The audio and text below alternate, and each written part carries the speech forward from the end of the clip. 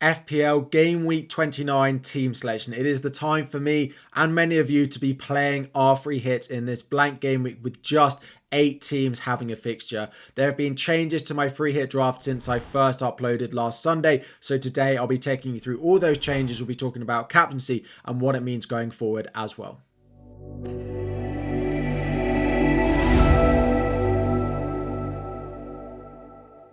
What is up everyone, FPL Harry here. Before we dive in, 1,000 likes on the video, subscribe if you are new around here as well, and I cannot upload this video. I recorded earlier before the Bournemouth-Luton game, just being like, oh, here's my score before the game, and I recorded the whole thing, but no, I'm sat here again after the full-time whistle has just blown. Bournemouth 4, Luton 3, what a crazy game of football, and what a crazy night of FPL it has been. Zabanyi, the man that has never scored for Bournemouth before, 8 points with a goal tonight. Luton 3-0 up at half-time with Doughty picking up an assist. Dominic Solanke getting on the score sheet as well. So if you captained, you triple captained him, you finally got your points. We were made to wait.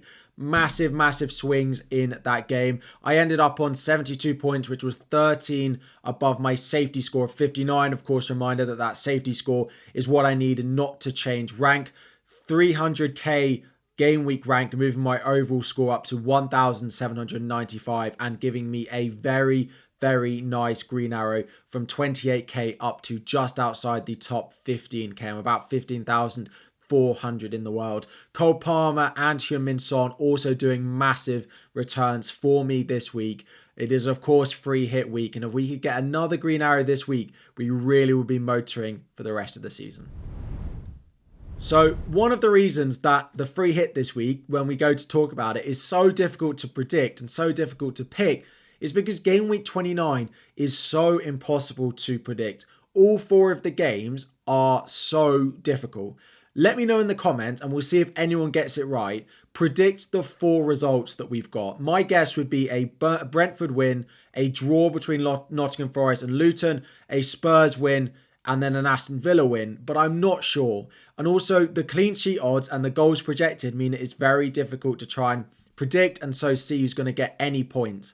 No team has above a 30% chance of getting a clean sheet this week, so picking defenders and goalkeepers on free hit is very, very difficult. It also means if you're not playing your free hit, you should really be focusing your transfers on getting attackers because we aren't expecting loads of clean sheets this week. In terms of predicted goals though, no team is actually predicted to score more than 2 goals this week. We do have Brentford with sort of up there with a decent amount of goals as well as Spurs, but still no team is massively expected to explode. So making a free hit team this week is a little bit difficult as a result.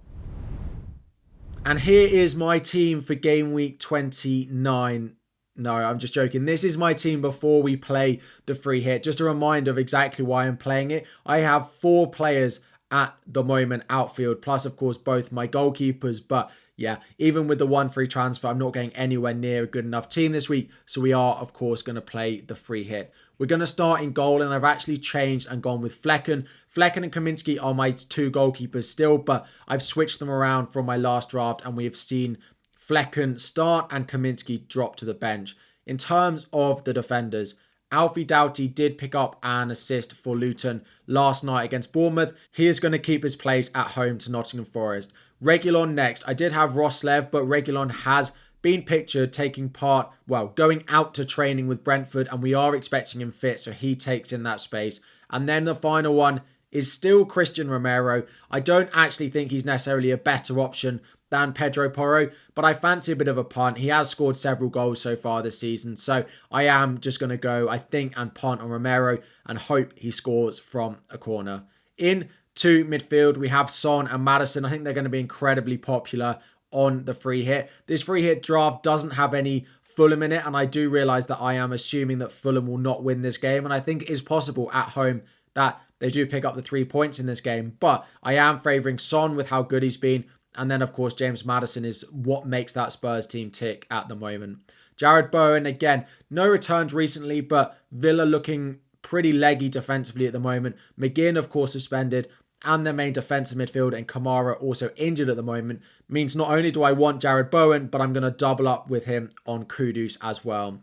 Iwobi is sat first on my bench as the sort of substitute attacker. I do think there might be a goal in this game for Fulham, particularly because they're at home, but he doesn't quite fit into my starting 11. And up front, it is quite the template forward line. Ivan Toney, Morris and Watkins. Morris could have had so many goals in that Bournemouth game. He had several chances that were saved well by Neto. Toney as well with the fixtures coming up. And then, of course, Ollie Watkins as well.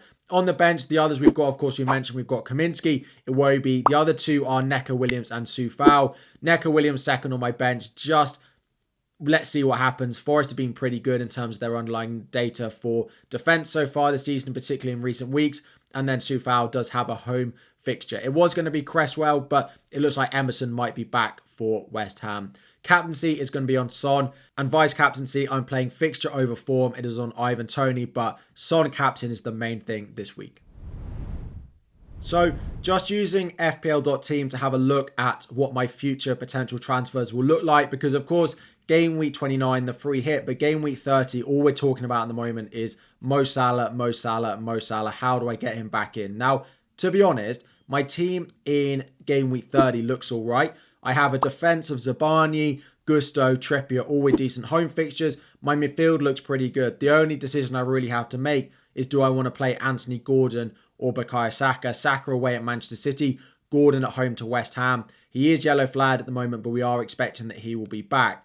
But I just don't think I'm going to own Salah in game week 30. It is Brighton at home. It is a good fixture. He is a good captaincy option that week, but I don't have a route to him without at least a -4 and probably selling Son if I buy him in game week 30. Now, game week 31, on the other hand, we have Watkins going away to Manchester City. He goes away to Arsenal in game week 33 as well. And I wouldn't hate selling him as much as I would hate selling him in game week 30, whereas Wolves at home. So the plan would be to upgrade Anthony Gordon all the way up to Mo Salah in that spot. It would then have to use several transfers to free up that money, right? Because I would be really short. Now, Mateta would come in terms of Ollie Watkins and Alfie Doughty, because the Luton fixtures after this week are not great. Bournemouth at home in game week 32, maybe Brentford at home, but I don't massively see clean sheets for them. To bring in Richards of Crystal Palace, who is starting as part of the centre-backs in the back three at the moment. Gabriel would, of course, start probably over Gusto. Saka would start over Mateta. Now, you're probably wondering, Harry, well, why Crystal Palace players? So, if we scroll down and look at the predicted fixtures that we've got, of course, we'll update this after the FA Cup round, but we are expecting Crystal Palace at the moment to have a double in game week 34, of course, dependent on cup results and the Premier League putting it in there. But we are predicting them to have a double of West Ham at home, Newcastle at home in game week 34, which allows Mateta and Richards to be really nice, good differentials and good cheap options for me. They do have tough fixtures until then, but I wouldn't need them in 32 and 33. Then in 34, they have the decent fixture. They're good options to free up money to go and buy Mo Salah, and it allows me to get the midfield of Salah, Palmer, Foden, Son, Saka, which is basically the midfield that everyone on wildcard is going to go to. So I don't feel like I'm massively too far behind with just a -4 in game week 31 to make sure I've got Mo Salah. So, for of course, free hit this week, and we'll have an update of first transfer plans going into the international break of game week 30. There will be lots of content over the international break. There'll also be a video tomorrow, final decisions as we get press conference news, final tweaks to the free hit draft as well. So make sure you subscribe to get a reminder when all of that does go live. There'll be a 2-hour deadline stream on Saturday as well. So like if you haven't already, and I'll be back again very soon.